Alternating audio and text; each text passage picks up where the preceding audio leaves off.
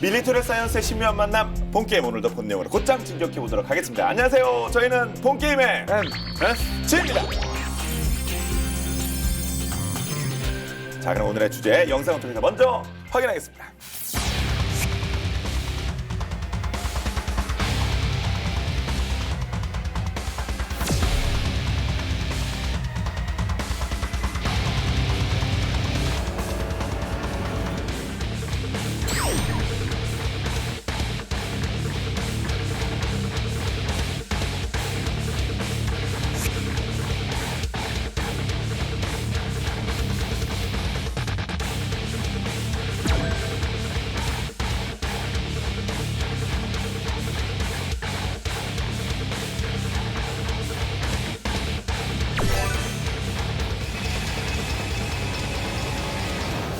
네, 오늘의 주제는 스텔스기까지 탐지가 가능한 것으로 평가되는 미국제 최신의 공중 조기 경보 통제기 어떻게 ED? ED 어드벤 2D. ED라고 읽었잖아요. ED 좀 근데 우리말로 ED가 사실 이상하잖아요. 우리말로 하면. 경상도 사투리는 가능하죠. 어떻게요? 아 그래요? EED. 그러면 그 E에 투하는 E가 E. 그 E에 이승 뭐 농담 있었 기억나세요? 다시. EED. ED. 성조가 있기 때문에 경상 사람은 다 알아들어요. 아니, 뭐 외국어 발음하는 것 같아. 네. 그러니까 경상도 분이 앞에 E가 영어 E고 네. 뒤에 E가 그 E라는 거 아시는 거죠? E는 영어 E는 E고 네. 숫자 E는 E. 네. ED. 네, 그럼 참 답답하네요. 네, 한국에서는 이거로 통합니다. ED, 어드밴스드 호크아이. 미국에서는 글로벌하게는 E2D, 네. E2D에 하는 거, 그거는 EED 이런 거 하는 거잖아. 근데 이제 이게 창공을 감시하는 매눈. 근데 이게 뭐 이게 우리 쪽 매눈이 아니라 이거 우리 거 아니잖아요, 이게. 일본이 이걸 도입을 한대요. 네. 요즘 뭐 약간 긴장 관계가 있어서 좀 신경 쓰이고 좀 불편하기도 하는데, 근데 일본이 뭐 이런 무기를 딱 도입하면 뭐 우리 무슨 뭐 이게 주위 국가들도 좀 이렇게 불편하게 할 것 같습니다. 별명이 메이눈이잖아요. 네. 호크아이라는 뭐 영어도 있었지만 더구나 아까 MC 말씀하셨지만 이게 스텔스기도 잡을 수 있다고 그러니까 네. 아무래도 우리 입장에서도 굉장히 신경 쓸 수밖에 없는 이런 존재죠. 네. 얼마나 굉장한 녀석인지. 대수도 중요하네. 몇 대나 도입했답니까? 일단은 뭐 2014년도에 4기를 발주했었고 2018년 9월에 9기를 또 추가 주문을 해서 13기가 들어올 예정인데요. 일단 5월 29일 날 아주 따끈따끈한 넉 달 전쯤 되나요? 한 5달? 예. 일단 저희대가 첫 번째 그 EED 우리 한국이니까. 예. 뭐 한국말로 표현할 수 있는데 외국분들은 뭐 알아들으시고. 원쌤이 말 유행할 것 같아요. 우린 주로 우리는 한국이 중요한 거야. 우리 커버리지 못한 한국이죠. 국방팀이 아무리 이번에 뭐 이렇게 유튜브로 나갑니다만. 이 어드밴스드 호크아이를 일단 첫 번째 납품을 받았고요. 5월달에. 요건 이제 2015년에 미국의 항공모함 시어도 루즈벨트, 요 CVN 71이죠. 이게 이제 중동하고 지중해에 배치됐을 때 처음 데뷔를 한 최신상이라고 보시면 되고 2018년에 주문한 9기 가격만 해도 총 31억 3,500만 달러. 그러니까 3조 5,300억 원입니다. 9로 나누면 7. 계산하기도 힘든. 4천억 정도 되는 거죠. 예. 우리 그 SU-57 한 대 5천만 달러, 500억 원 좀 넘는 600억 원 정도 하니까 비교가 안 되는 엄청 비싼 물건입니다. 네. 생긴 거죠, 뭐 어떻게 생겼어요? 네. 뭐 이렇게 생겼는데요. 생긴 거는 우리가 아는 그냥 조기 그거네. 그렇죠. 우리 항공모함 우리나라 종종 올 때 이 조기용복이 있잖아요. 그거 비슷합니다. 기체 위에 있는 둥글게 생긴 게 이게 바로 레이더고요. 이제 회전하면서 이제 탐지하는 그런 형태고 5인승 프로펠러 2개 있는 쌍발 프로펠러입니다. 그리고 이게 원래 이 지상에서 발진하는 그 항공기가 아니고 미국 항공모함 함재기로 개발된 거예요. 그러니까 항공모함에 탑재돼서 그 함대 전체의 항모 전단 전체의 방공 임무를 맡는 것을 주임무로 해서 이제 만든 건데 일본은 항공모함이 없잖아요. 그러니까 이제 지상 기지에서 운용하는 이제 그런 거고 이거의 길이는 이제 16.6m, 그다음에 그 날개 너비가 24.56m고요. 높이는 5.58m인데 미국의 이제 주력 항모인 니미츠급 원자력 추진 항모에서 운용하도록 제작이 됐고요. 최대 이륙 중량은 26톤 가량이 됩니다. 그리고 R4의 강력한 터보프로 엔진 2기를 장착해서 최대 시속 648km를 낼 수 있다고 그러고요. 순항 속도는 474km이고 항속거리는 2,708km입니다. 그리고 최장 6시간가량 채공을 할 수 있습니다. 네. 그 매운도 같은 뭐 사방을 잘 감시할 텐데 그럼 이게 어떤 창에 대한 방패, 이 방어책이 되겠습니까? 일단 뭐 북한이 계속 탄도미사일 시험을 하고 있으니까 거기에 대한 우려도 있을 것이고, 그리고 남중국해 영유권 둘러싼 지금 계속 갈등이 있잖아요. 그런 중국하고 이런 데 또 맞서려고 하는 것이고, 그래서 이제 그런 쪽에 대한 방패가 아니겠느냐라고 평가가 되고 있는데, 일단은 좀 성능이 예를 들어서 중국의 그 J-20 지난번에 우리 저 전략폭격기 얘기하면서 했던 그 J-20은 항속거리가 5,500km고 작전 반경이 2,000km여서 일본 전역을 작전권에 넣을 수 있다라는 관측이 있었는데, 여기 이제 이게 들어오게 되면 EED가 들어오게 되면 저도 좀 헷갈리네요. EED가 들어오면 EED가 들어오게 되면 중국군이 이제 좀 꼼짝 못하게 되지 않겠느냐, 파악이 다 되기 때문에 이런 쪽으로 좀 의미가 있다라고 생각이 되고요. 그다음에 여기에 장착된 전자장비 중에 그 유명한 미국의 L4, 사실 우리보다 훨씬 유명해서 그냥 말해도 되는데 록사, 예, 록사 AN/APY-9 UHF 밴드 레이더가 핵심 장비예요. 이게 중국의 스텔스기인 J-20, J-31, 러시아의 수호이 57 이런 것들을 전부 탐지할 수 있다라고 알려져 있습니다. 네. 그러니까 탐지, 그러니까 조기 경보기니까 느낌은 오는데 이걸 좀 조기 경보기 어디다 쓰는 건지 좀 먼저 개념을 좀 정리해 주시겠어요? 조기 경보기는 일단 미국이 개발했던 거고요.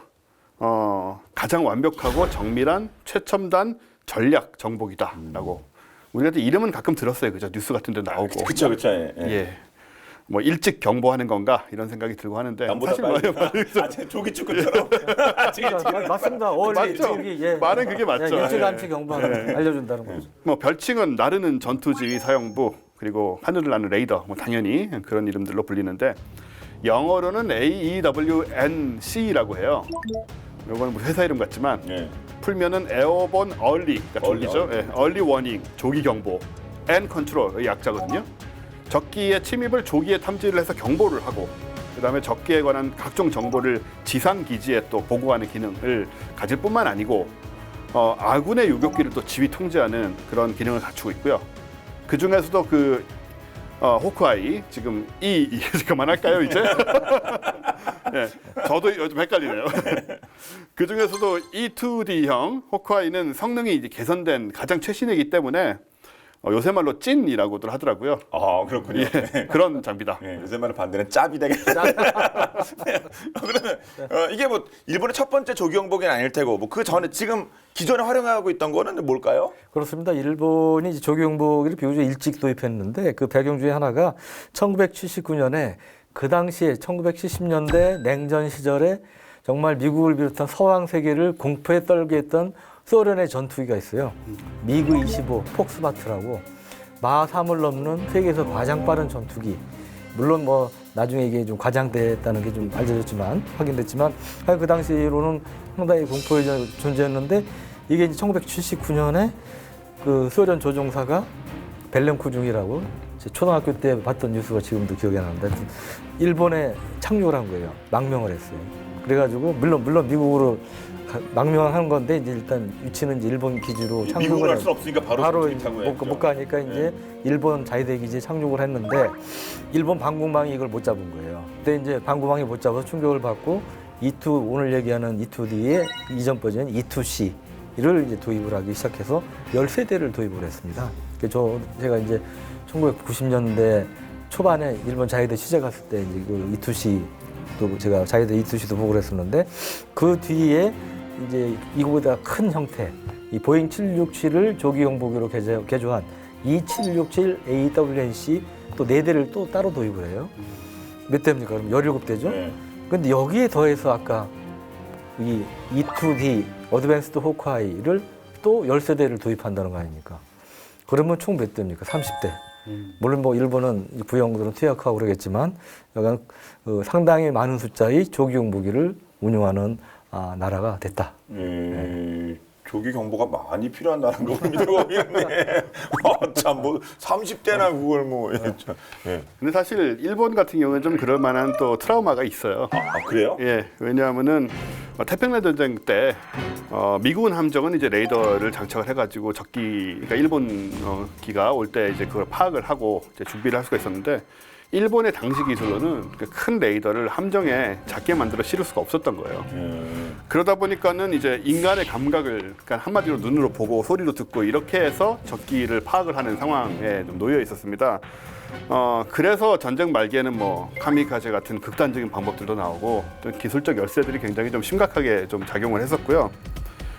근데 또 흥미로운 것은 일본의 이런 트라우마와 동시에 미국이 조기 경보기를 개발하게 된 것도 이 카미카제 때문이라는 얘기가 있는데 당시에 이제 함정에 미국 함정에 탑재됐던 이 레이더로 카미카제의 접근을 알 수는 있었는데 충분히 요격을 할 수 있는 시간은 못 벌었던 거예요. 온다 할 땐 이미 근접해서 봤으면 이미 뭐 이렇게 그렇죠. 예. 작전 개시하고 있는 상황이니까. 그게 안 되니까. 왜냐하면 이제 지구가 둥글잖아요. 네. 요즘 평평하다는 분도 많이 있는데. 요즘도요? 예, 요즘 지구 평평하다는 분도 많습니다. 아 그래요? 예, 뭐 미국 전 세계적으로 조직이 생겨나고 있어요. 네, 그걸 주장하는.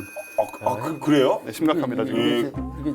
이게 전 세계적으로 이상한 사람 새롭게 우리가 이거 이상한 사람이 많이 생기는 네. 게 아니 그건 기본적으로 우리가 아는 요즘 돛담배가 없어서 그런가 범선이 없어서 그런가요? 그게? 모든 걸 다 논파하는 나름의 논리가 있어요.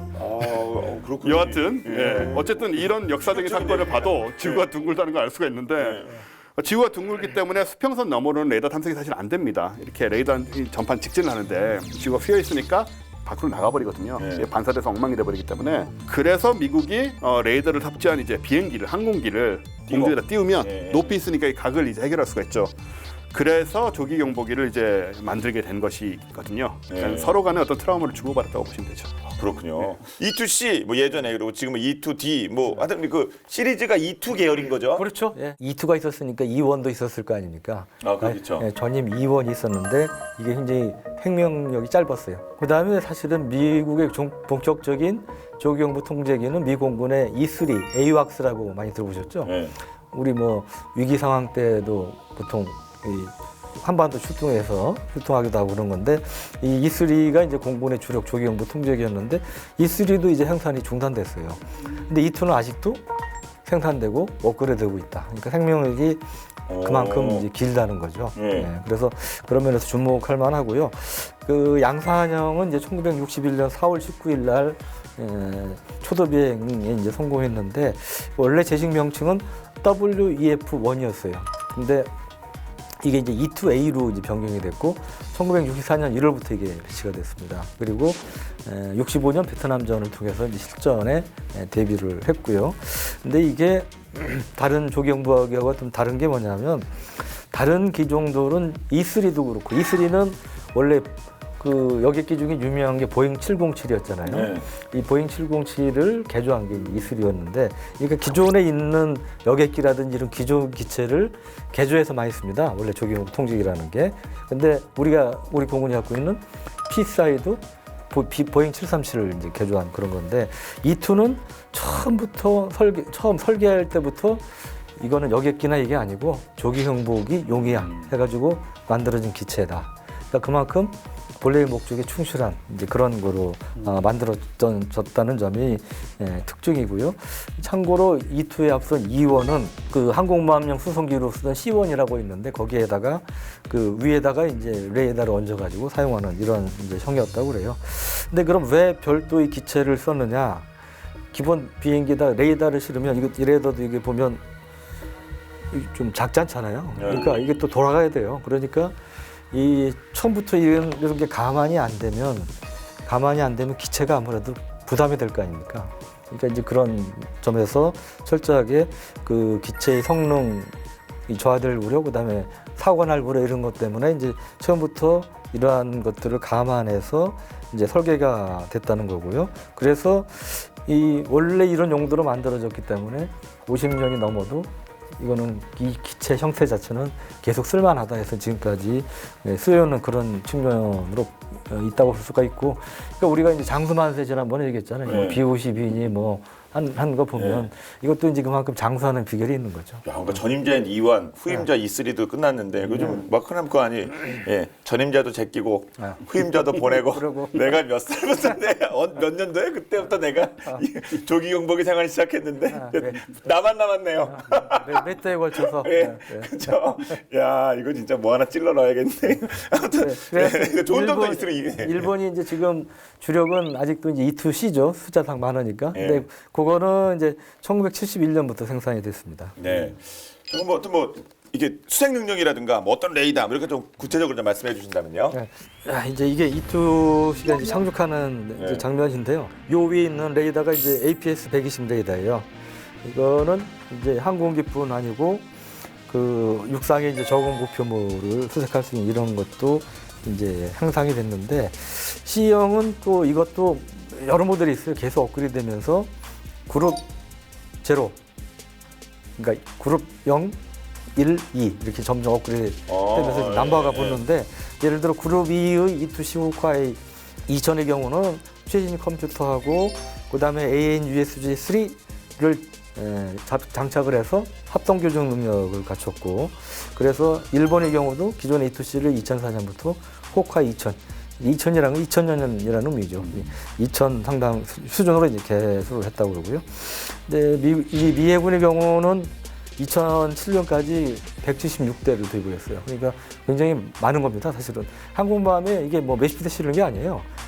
조경보기는 뭐 맥시멈 4대 이상 실을 일이 없으니까 항공모함당 176대를 도입했고 지금은 성능이 강화된 이제 오늘의 주제인 E2D를 도입하고 있는 상황입니다. 네. 조기 경복이 앞서 뭐 보잉을 뭐 개조했던 뭐 이 시리즈 보니까 대부분 미국 거 아닙니까? 미국만 만드나요? 그러니까 뭐 중국도 있고요. 중국에 이번에 10월 1일 날 그 건국 70주년 대경 열병식에도 몇 종류의 조기 경보기가 나왔죠. 뭐 KJ 시리즈 몇 종류의 조기 경보기가 나왔었고 그리고 이제 러시아도 있죠. 그리고 그 스웨덴이요? 예, 스웨덴도 비즈니스 제트기라고 조그만 제트기 있죠. 아, 그 부자들이 타고 다니는 예, 거요? 그런 비즈니스 제트기를 개조한 그런 형태의 이 조기 경보기를 만들어서 제3국에 수출도 하고 있고요. 아, 그래요? 그리고 이스라엘도 만듭니다. 이스라엘도 만들어서 뭐 저쪽 남미 국가에 수출한 적도 있고, 네. 그다음에 브라질도 그치, 아랍 쪽에는 수출이 좀 어렵잖아요. 당연하죠. 예. 멀리 다 팔았구나 이스라엘은. 그리고 이제 남미 국가에 브라질도 만들고 그러는데, 아, 근데 보통 이게 이제 뭐 많은 숫자를 만드는 게 아니고 네. 전자장비나 이런 게 많이 들어가서 비싸니까, 그러니까 이제 보통은 웬만하면 이제 미국이라든지 이런 선진국 걸 사다가 쓰는 이제 그런 실정이고 E2의 경우는 이제 미국 외에 말씀드린 일본, 이스라엘도 이제 수입을 해서 쓰기도 했고요. 그다음에 이집트, 프랑스, 멕시코, 대만 뭐 이런데, 그다음에 싱가포르 이런 데서 이제 E2를 도입을 해서 사용 중이거나 사용을 했거나 그렇습니다. 그리고 이 중에서 프랑스는 드골이라고 이제 원자력 추진 항모가 있는데 거기에 이 함재기를 운용을 해요. 미국처럼 그 항공모함용 함재기 조기경보기로 E2를 쓰고 있는 그 유일한 이제 미국을 제외하고는 유일한 국가라고 볼 수가 있고 그렇게 쓴다는 것만큼 신뢰성이 높다는 거 아니겠어요? 그 이유는 이 기본적으로 전투형 작전기 외에도 그 이런 지원 전력 미국의 이제 그런 그 조기경보기라든지 이런 지원 전력이 상당히 세계 최고 아닙니까? 그러니까 그런 면에서 일단 믿고 쓴다. 그런 측면도 있죠. 네. 처음 나온 지는 50년 된 것 같은데 뭐 실전 사례. 가장 대표적인 사례는 1982년 6월 8일부터 3일간 계속됐던 베카 계곡 공중전이라는 게 있는데요. 이스라엘하고 시리아가 각각 100여 대의 전투기를 교대로 출격을 시켜가면서 아주 좁은 영역에서 벌어진 전투입니다. 영화처럼 이거 진짜는 요즘 안 나오는 어느 정도 거네요. 그렇게 보였을 것 같아요. 2차 대전 이후 최대 규모의 공중전이라고 하고요. 결과가 근데 굉장히 충격적입니다. 시리아는 출격기의 대다수인 85기가 격추가 됐고 네. 이스라엘은 불과 2기만 손실을 입는 85대 2. 예, 그렇고 그나마 이스라엘 경우에는 한 기는 공중전하고 상관없이 지상 공격 중에 피격을 당한 거라서 공중전만 따지면 85대 1이다. 보시면 되고요. 우리 전에 얘기했던 F-22대 다른 전투기 그런 전적 비슷한 것 같네요. 진짜 일방적인데 네. 양쪽이 기체가 무슨 뭐 프리미어 리그 대 뭐 일본의 J리그, 레고 J리거가 붙은 것도 아닐 테고 어느 정도 차이가 난 이유가 뭡니까 그게? 뭐 차이가 좀 있지만 정말 뭐 그런 수준은 아니고요. 네. 그 시리아 쪽에서는 미그 21, 미그 23, 미그 25가 출격을 했고, 그다음에 이스라엘에서는 F-15, F-16 이렇게 출격을 했는데 뭐 성능차 좀 있긴 합니다만은 그것만으로 85대 1이 나올 수는 없고요. 그게요. 이게 바로 이스라엘의 필승 카드인 EEC 근데 C구나. 호크아이 조기 경보기 였던 것이고, 이스라엘은 이 E2C가 PI 상황을 이제 정확히 판단을 해서 통제를 한 대로 전투를 벌였기 때문에 대승을 거둔 거죠. 네. 그리고 E2의 상징은 이제 바로 이제 아까 보여주신 이 레이다 돔이니까 레이돔인데요. 이게 E1 같은 경우에는 레이더가 고정식이었어요. 고정식이라는 말은 이제 뭐 한쪽밖에 못 본다라는 문제가 되는 건데, 이 E2는 10초에 한 번씩 회전하는 또 우리가 아는 그 레이더 그런 거죠. 직경이 7.32m가 되니까 되게 큽니다. 요걸 이제 상부에 장착을 한 거고, 이 비행기가 크게 큰 비행기가 아니잖아요. 그래서 위에 공간을 마련하기 위해서 기체 설계할 때 이 수직 미익 요걸 이제 4장으로 작게 나눠서 수평 미익 위에 분산을, 여기는 안 보이는데 지금 여기 잘 보시면 꼬리가 살짝 보입니다. 이 수직 미익이란 건 원래 이 기체 중앙에 뒤에 딱 붙어야 되잖아요. 근데 여기 막으니까 레이더를 옆으로 분산을 시켜서 조그만 거 4개를 장착한 이런 방식이 됐고, 그다음에 이 안테나 같은 경우에는 이제 해면 불이호 반사파라는 게 있어요. 이거 이제 해면에서 쓸데없이 그 파도 때문에 막 난발되는 이런 전파들인데, 그거를 제거하기 쉬운 UHF 주파수를 사용을 하고, 크기도 최대한 줄였고, 그래서 이 E2는 보다 원거리에서 목표물을 추적 감시할 수 있고요. 그리고 향상된 그 무빙 타겟 인디케이터라고 하는 그 MTI라고 하는데, 한마디로 움직이는 것들을 이제 확인을 하는 거죠. 이 기능도 탑재를 해가지고 수면에 근접해서 저공 비행하는 이제 적기의 탐색에 아주 효과적이다라고 말할 수 있고, 그 다음에 멀티패스라는 기능도 있어요. 그래서 목표의 고도를 측정할 수가 있습니다. 크기, 고도, 속도 이런 걸 다 측정할 수가 있어가지고, 근데 다만 이제 기체에 이렇게 딱 고정된 방식이 아니라서, 보기에는 아주 고정되어 있을 것 같지만 고정된 방식이 아니라서 이걸 또 작동할 때는 이제 위로 아래로 왔다 갔다 만들고 수평으로 선의 비행을 해야만 이걸 제대로 작동을 시킬 수가 있는 그런 시스템이고, 1991년 1월에 걸프전 발발 때부터 끝날 때까지 103대 이라크 항공기가 파괴가 됩니다. 근데 여기에 이제 바로 이 공중 조기 경보 통제기의 역할이 컸다 이렇게 평가가 되고 있고, 그리고 공중 조기 경보 통제기의 임무 수행 덕분에 어떤 도움이 있냐면은 연합군끼리, 아군끼리 서로 이제 오폭해서 공대공 교전을 일으킬 수도 있거든요. 그런 일이 일어나지 않는다는 게 굉장히 또 중요한 부분이고, 근데 사실 E2뿐만 아니고 이 전 세계 모든 조기 경보기들은 전부 이 성능과 운영이 극비이기 때문에 아주 구체적으로는 우리가 잘 알지 못하는 부분도 있어요. 그렇군요. 지금 말씀하신 게 E2 뭐 C 중심이었는데, 저희가 오늘 얘기하는 거는 E2D. 그럼 C하고 D와는 또 차이가 있으니까 또 큰 돈 들여 사지 않았겠습니까? 그렇죠. 예, 우선은 이제 달라진 게 공중 작전 시간이 이제 길어졌다는 건데요. T56 42A 그 터보 프롭 엔진 그 2기를 장착했다고 그러지 않습니까? 그리고 H4 MP 2000형 8엽 프로펠러. 흔들려서 지나치게 이게 아니라 몇 개 이게 아니라 진짜 8개군요. 지난시기에는 앞뒤로 또 4개씩 달리고 그랬는데, 이거는 그냥 맞다. 이거 역으로 도는 거죠. 이건 그냥 8개. 그래가지고 8엽 프로펠러를 탑재로 해서 항속력하고 작전 시간이 이제 길어졌다는 거고요. 또 공중구부 체계도 개선이 돼서 공중 작전 시간이 2배 이상 늘어났다는 게 이제 첫 번째고, 두 번째는 과거에는 이제 소련의 순항 미사일이 미국의 최대 위협이었는데, 지금은 이제 중국의 순항 미사일 그리고 대한 탄도 미사일이 미국 항모 전단의 가장 큰 위협이 되고 있어요. 그래서 이제 그런 거에 대한 순항 미사일을 탐지할 수 있는 체계가 개선이 된 건데, 그 L4의 AN/APY-9 그 대공 탐지 레이더는 이제 구형인 AN/APS 145 레이더보다 탐지율이 250%가 향상이 됐다고 그러고요. 그리고 탐지 거리도 350마일로 늘어났다고 그래요. 그래서 현존 이제 최대 위협으로 부상하고 있는 중국의 순항 미사일들, 이 초음속 순항 미사일 등을 수평선이 넘는 범위에서 탐지를 해가지고 이를 이제 CEC라고 하는 합동 교전 체계하고 링크 16, 링크 16이라고 그러는데 이 데이터 링크입니다. 이런 정보 교환 체계를 통해서 함재기에 실시간으로 전달해주는 이제 그런 역할을 하는데 이게 왜 중요하냐면 이 함재기에 이제 전투기가 그 암람이라는 공대공 미사일을 달고 출동하면 이게 이제 최대 사거리가 한 120km 이상 되는 그 최신형 그 암람 미사일을 장착했을 경우 이 미사일을 통해서 날아오는 이 중국이나 러시아의 순항 미사일들을 대함 순항 미사일들을 요격할 수 있다는 것이죠. 그래서 이거를 이제 전문 용어로 니프카 체제라고 그래요. NIFA-CA라고. 니프카. 네, 말이 좀 어렵죠. 니프카. 네. E2D는 이제 통합 전술 무선 시스템이 지원하는 이 합동교전 네트워크의 TTNT라는 게 있어요. TTNT는 택티컬 타겟팅 네트워크 터미널이라고 SM6 요격 미사일 같은 것을 원거리에서 유도를 해가지고 날아오는 적 순항 미사일이나 대함 탄도 미사일을 요격할 수 있다는 겁니다. SM6라는 거는 우리 전에 잠깐 얘기했던 SM3라고 불리는 그 탄도 미사일 요격 미사일보다는 좀 낮은 고도에서 그 다양한 뭐 탄도미의 순항 미사일까지 이제 요격할 수 있는 이제 그러한 미사일인데 이게 어떤 장점이냐면 하늘에서 떠서 탐지를 해가지고 릴레이를 해주는 거예요.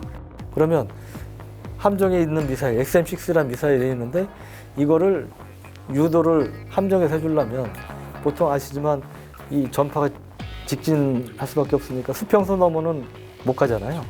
그러니까 하늘에 떠서 릴레이 중계를 해주면은 훨씬 먼 거리도 유도를 할 수 있는 것이죠. 그래서 이제 그런 맥락에서 E2D가 위에 떠가지고 저 수평선 넘어 한 200km, 300km 떨어져 있는 그 적 함정이든 아니면 날아오는 미사일이든 이런 것들을 요격할 수 있게끔 해주는 거다.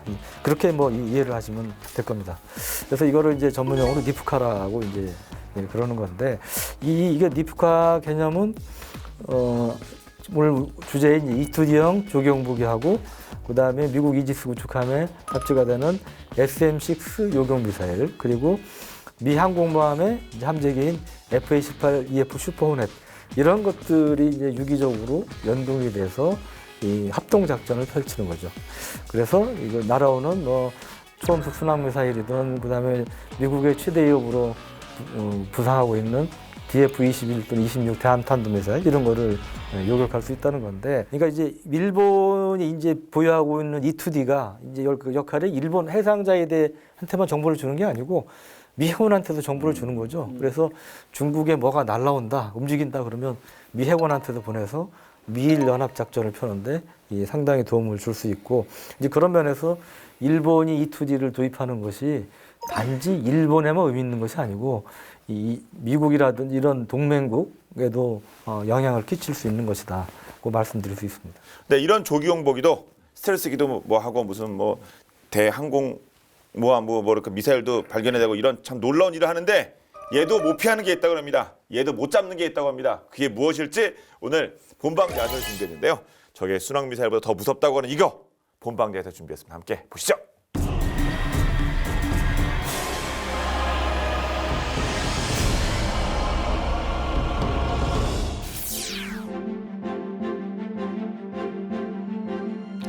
세계 최초로 동력 비행기를 만든 인물은 바로 누구나 아는 라이트 형제죠. 하늘을 날고자 하는 이들의 꿈은 결국 성공했고 인류에게는 새로운 세상이 펼쳐졌는데요. 그런데 이처럼 우리에게는 감격적인 역사의 시작이 원래 하늘의 주인이었던 새의 입장에서는 엄청난 불청객의 등장이었다는 생각 혹시 해보신 적 있으신가요?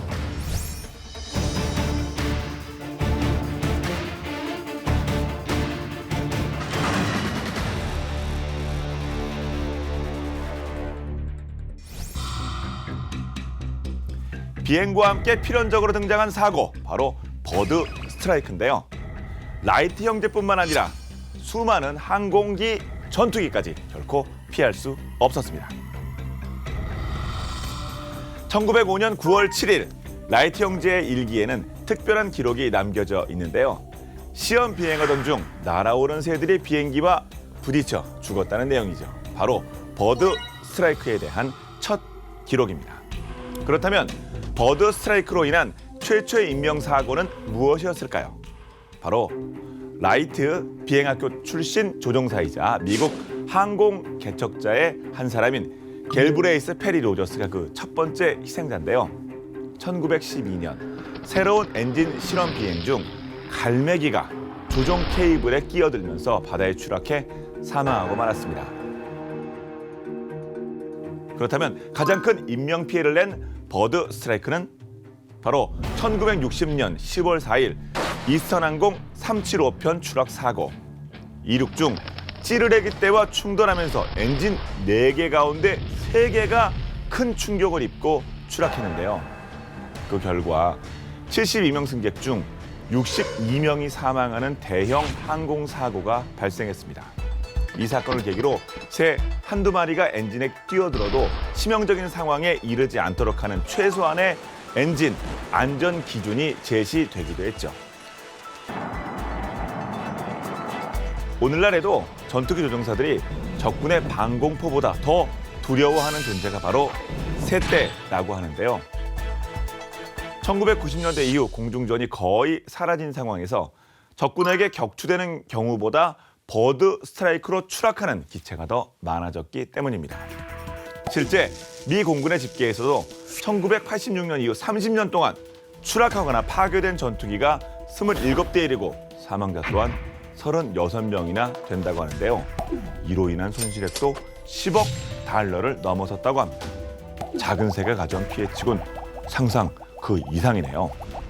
이처럼 무게 2kg도 안 되는 새가 전투기에 치명적인 손상을 일으키는 이유는 무엇일까요? 바로 비행기에 대한 새의 상대 속도로 발생하는 막대한 양의 에너지 때문인데요. 보통 2kg인 새가 민간 항공기 평균 속력인 시속 900km 정도로 날아가는 비행기와 충돌할 경우 기체에 가해지는 힘은 무려 60톤이 넘는다고 합니다. 그야말로 달걀로 바위를 부셔버리는 버드 스트라이크. 조기 경보기도 피해갈 수는 없었습니다. 1995년 9월 22일 미국 엘멘도프 공군기지 E3 센트리 조기 경보기가 이륙했는데요. 그런데 비행 소음에 놀란 기러기떼가 날아올라 기체 왼편에 그대로 충돌하게 되고 E3의 총 4기 엔진 중 1, 2번 엔진이 꺼져버리고 맙니다. E3는 막대한 연료량으로 인해 기체 무게가 무려 140톤에 이르는 만큼 남은 엔진 가지고는 도저히 정상적으로 비행하기가 힘들었고 결국 사고 발생 2분 만에 지면의 충돌에 폭발하면서 탑승자 24명이 전원 사망하고 말았습니다. E3 센트리 조기 경보기와 새와의 비극은 여기서 끝나지 않았는데요. 불과 1년 뒤 1996년 7월 14일 그리스 상공에서 나토 소속 E3 조기 경보기가 또 한 번 새떼와 충돌한 겁니다. E3는 즉각 이륙을 중단했지만 항공기는 활주로를 벗어나 바다에 빠져버렸는데요. 불행 중 다행일까요? 이번 사고에서는 탑승 승무원 16명 모두 무사히 탈출할 수 있었습니다. 창공에 작지만 거대한 충돌 버드 스트라이크.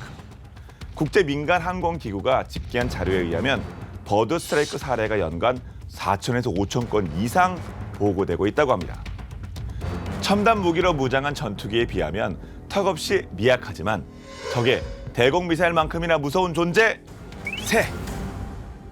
원래 하늘의 주인인 그들의 영역을 뺏은 결과가 참 만만치 않은 것 같은데요. 하루빨리 새들과의 충돌을 해결해야만 인간의 비행도 더 행복할 수 있을 것 같네요.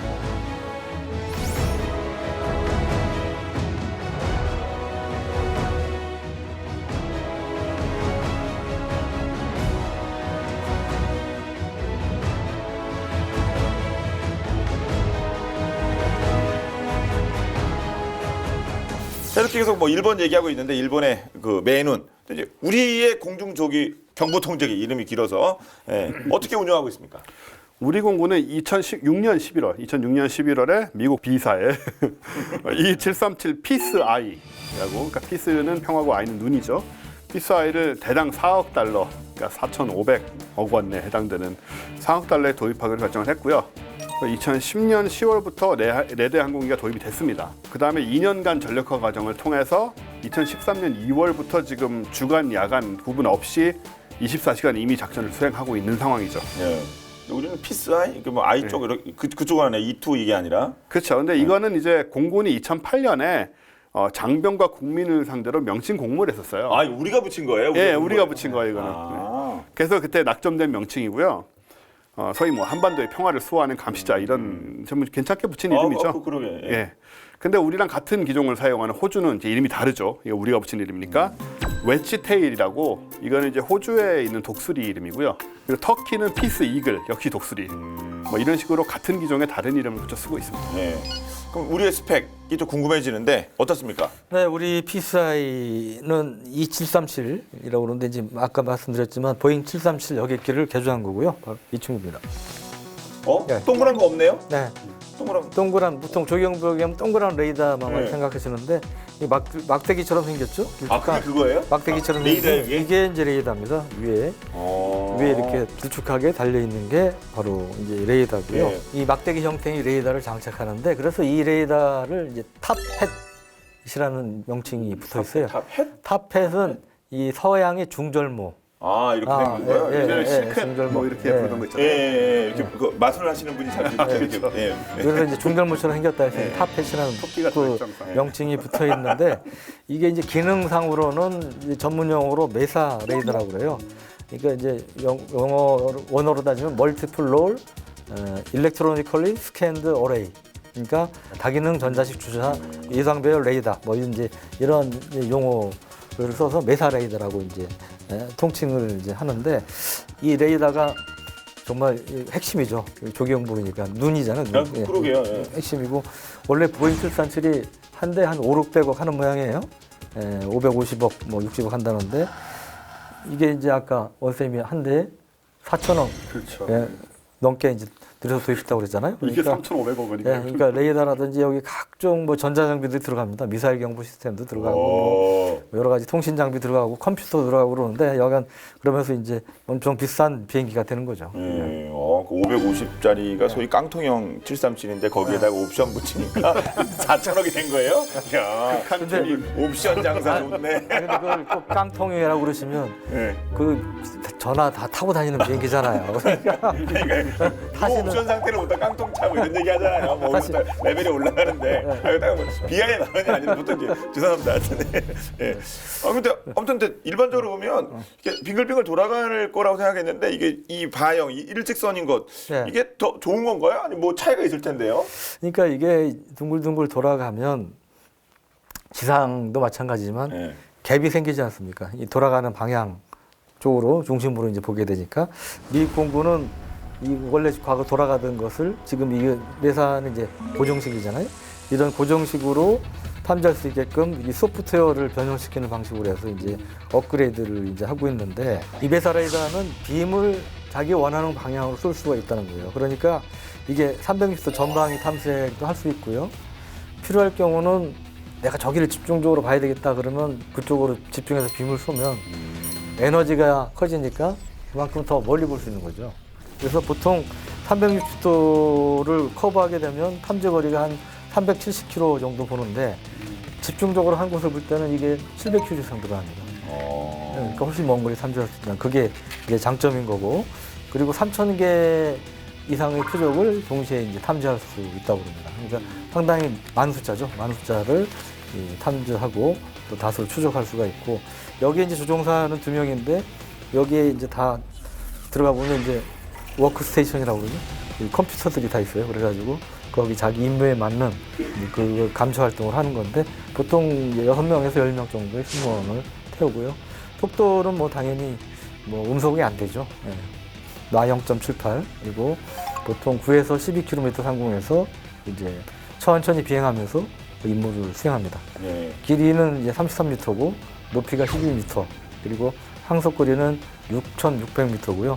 중요한 게 채공 시간도 한 8시간 가량 됩니다. 네. 뭐 그런 장점, 앞서도 에너지를 집중할 수 있다. 그런 것까지 포함해서 E3가 아니라 우리가 이 PSI를 선택한 건가요? 그런 이유로? 그러니까 이 아까 뭐 오늘 E2 얘기를 주로 하는데 왜 우리는 E2를 안 택했느냐? E2는 원래 아까 말했지만 미국 항공모함 탑재하는 용도로 만든 겁니다.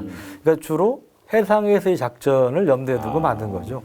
해상은 육지에 비해서 없잖아요. 이게 산도 없고 뭐 그러니까 건물도 없고. 예, 건물 장애물 이런 게 별로 없지 않습니까? 그러니까 간판 노이즈도 예, 없고. 예, 그러니까 이 노이즈 반대 아까 말씀드린 그런 노이즈에 생기는 클러스터 같은 것도 좋고 그러니까 이런 것들이 맞춰서 이제 개발이 된 파장이 긴 전파를 써요. 그 보통 공중에 미 공군이 쓰는 E3나 27671, 737에 비해서 파장이 긴 전파를 쓰니까 뭐 굴곡이 별로 없는 바다에서는 뭐 별 문제가 없는데 지상에서는 이게 이제 장애물 많고 그러니까 난반사가 많이 생긴다는 거죠. 그래서 이 정확한 탐지가 어렵기 때문에 이제 택하지 않은 면이 있다는 거죠. 그래서 이 조경북이 사업할 때 이때 미국 왜 이스라엘도 막 경쟁을 하고 그랬는데 E2는 거의 초기부터 이 후보 규정이 아니었습니다. 거의 이제 제껴져 있는 상태였고 그런 이유로 해서 이제 그랬던 것이고. 그럼 왜 일본이나 대만은 도입하느냐? 일본은 섬나라 국가잖아요. 대만도? 예, 그리고 대만도 섬나라 국가고. 아까 이유가 명확하네요. 예, 예. 이제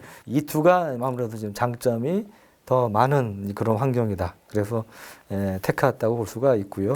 최근에 이제 E2D 같은 경우는 이 탄도탄을 추적할 수 있는 이제 그런 능력을 갖고 있어서 일본이 북한 미사일 여부를 굉장히 민감하잖아요. 그러니까 그 MD라고 그래서 미사일 방어 체계도 강화하면서 E2D가 이제 탄도탄 추적 능력도 있다고 그러니까 도입한 이유 중에 하나도 그겁니다. 탄도탄 추적할 수 있는 그런 시스템으로 해서 도입을 했다는 것이고요. 우리 같은 경우 PSI가 북한 미사일 쐈을 때 이지상과 같이 빨리 탐지한 뭐 그런 경우도 없지는 않죠. 없지는 않은데 이제 본격적인 추적 능력을 갖췄다고 보기는 좀 어려울 것 같습니다. 예. 앞서 조기 경보에 성공한 사례를 말씀하셨는데 우리 피스아이가 그게 어떤 얘기입니까? 그게 이제 2017년 11월 29일 북한이 화성 15호 대륙간 탄도미사일급을 쐈잖아요. 그걸 이제 1분 만에 처음 감지한 거. 그게 대단한 성과였고요. 사실 조기 경보 통제기는 이 지상 레이더가 탐지 못하는 적어도 항적에 대한 공중 감시가 대표적이죠. 이런 걸 이제 발견하긴 했지만 네. 근데 우리 군이 사용하는 레이더의 경우에는 대부분 산꼭대기 있거든요. 우리 옛날에 뭐 산꼭대기 뭐 있으면 레이더 기지다, 뭐 이사일 기지다, 뭐 이런 얘기로 했던 거 기억나요? 어릴 때 그렇죠. 말지도 못하면서 대부분 아니었을 거예요 아마. 부산에 뭐 그런 게 있겠어요, 산에? 제가 부산에 살았는데. 근데 그 제가 있었던 제 군대 생활 때 이화령에는 실제로 레이더는 없었어요. 예. 저희 그 부하들이 이렇게 쌍안경으로 보고 있었죠. 그건 그냥 기지잖아요. 네, 그냥 방공포 기지인데 레이더가 없는 방공포 기지. 방공포만 있습니다. 저희하고. 레이더 뭐 필요합니까? 우리가 맨눈인데 오감으로. 오감 귀 이거 많이 봐요. 귀 소리로도 막 판단을 하거든요. 네. 아무튼 실제로 산꼭대기 있긴 합니다. 여기저기. 근데 이런 이제 AN2 같은 구식 비행기로 산꼭대기보다 낮은 고도로 침투할 수 있잖아요, 북한에서. 그런 경우에는 이걸 이제 볼 수가 없어요. 산꼭대기보다 아래로는. 근데 피스아이는 공중에서 레이더를 발사를 하니까 이렇게 아래로 산악이 많아도 우리 같은 한반도 지역에서도 충분히 그 내륙에서도 다 확인할 수가 있다. 이런 굉장히 중요한 부분이 있고요. 그 다음에 뭐 악천후나 유사시에 파괴된 지상 레이더 및 지휘 통제 체제, 뭐 폭격을 받았을 수도 있잖아요. 그리고 그럴 때 이제 작전을 지휘 통제할 수 있는 기능이 굉장히 중요한 것이고, 그 다음에 또 하나 중요한 점은 미군과의 정보 공유를 통한 연합 합동 작전 능력인데, 예전에 우리 데이터링크 얘기했었거든요. 그 피스아이도 이 데이터링크 체계를 보유를 하고 있어서 한반도 하늘 통제하는 MCRC는 물론이고 F-15K 그리고 해군 이지스 구축함하고 감시 정보를 거의 자동적으로 공유를 하게 돼 있어요. 실시간으로. 그러다 보니까는 미군 조기 경보 통제기와도 당연히 공유가 되고요. 그리고 하늘 높이서 이렇게 내려다 보니까는 여러 가지 상황에도 훈수를 둘 수 있는 그런 좀 입장에 있잖아요. 네. 그러다 보니까는 데이터 링크를 보유하지 않은 경우에도 그 부대에도 음성으로 너 저쪽으로 가라 이쪽으로 가라 뭐 이렇게까지 얘기는 안 하겠지만 어쨌든 간에 이런 식으로 뭐 명령을 하달할 수 있고 정보를 공유할 수 있다는 점에서 단지 뭐 레이더만 붙어 있는 것보다 훨씬 더 큰 의미를 갖고 있죠. 네. 공군은 지금 2025년까지 조기 경보기 2대를 또 추가 도입을 하는 걸로 계획을 세우고 있고, 또 후보 기종으로는 2737도 있지만 E2D도 좀 생각을 하고 있고, 그리고 그 스웨덴에서 만든 사브의 글로벌 아이, 이것도 아이네요. 예, 이것도 지금 생각을 하고 있고요. 근데 문제가 있다면 지금 독도의 영유권을 둘러싸고 우리가 일본하고 계속 갈등을 갖고 있는데, 일본이 지금 E2D를 E2 계통을 사용을 하고 있는데 일본하고 같은 종류의 조기 경보기를 사용하는 것이 맞는가라는 논란이 있어요. 왜냐하면은 기본적으로 적대 관계인 나라에서는 이런 걸 이제 같은 기종을 잘 안 쓰는 게 또 인도하고 파키스탄이 대표적인데 상대국이 얘네들은 물론 진짜 적이지만 상대국이 운용적인 무기를 좀 도입을 안 하고 있는 면이 있어서 이걸 좀 고려해야 될 사항이고 그 다음에 해군용이라서 채공 시간이 좀 짧다. 또 뭐 이런 것도 단점으로 지적돼서 뭐 아마 E2 개통으로 가게 될지는 좀 의문입니다. 사실 우리 P4I 도입 검토할 때만 해도 우리나라 말고 상당히 여러 나라들이 E3를 대신해서 도입할 걸로 예상을 했어요. 근데 하다 보니까 호주하고 터키 말고는 없는 거예요. 우리나라 말고는 없으니까 이게 아주 뭐 상식적인 얘기인데 이게 물건이 많아야 그 뒤에 부품이나 이런 것도 구하기도 쉽고 비용이 돈이 적게 들 거 아닙니까? 근데 이거는 모집단 자체가 적다 보니까 운영 조제에 어려움이 있는 거예요. 부품값도 비싸고 바로 수리도 안 되고 그래서 지금 P4I가 이제 그런 문제가 좀 있다는 것이죠. 그래서 이제 추가로 2대를 도입하는 거는 뭐 보통은 이제 이 정도 사업이면 전에 도입했던 같은 기종으로 많이 하는데 이번 앞으로 2대 추가 도입하는 사업 같은 경우는 아까 말씀드린 그런 후보 기종들을 포함해서 완전 경쟁으로 다시 이렇게 검토를 하는 게 바람직하다. 이제 이런 시각들이 적지 않고 군에서도 이제 그런 쪽으로 판단을 하고 있는 것 같습니다. 그야말로 그 바텀업 리뷰 원점에서 한번 근본적인 걸 다 비용 대 효과 이런 걸 다 따져봐서 아주 합리적인 결정을 하는 것이 바람직하지 않을까 그렇게 생각합니다. 네, 현명한 판단을 믿습니다. 자, 오늘 본 게임은 여기까지입니다. 저희 본 게임은 국방TV 앱을 통해서 언제든지 시청하실 수 있으니까요. 많은 활용 부탁드리도록 하겠습니다. 그럼 저희는 다음 주에 더욱더 화끈한 내용으로 돌아오도록 하겠습니다. 네, 지금까지 저희는 본 게임의 MSG였습니다. 고맙습니다. 네. 이제 생각이 나서 말이죠. 네. E2D잖아요 지금. 네. 다음 기종은 E2E가 되지 않겠어요? 네. 그러면은 이거 어떻게 발음하는 거예요? E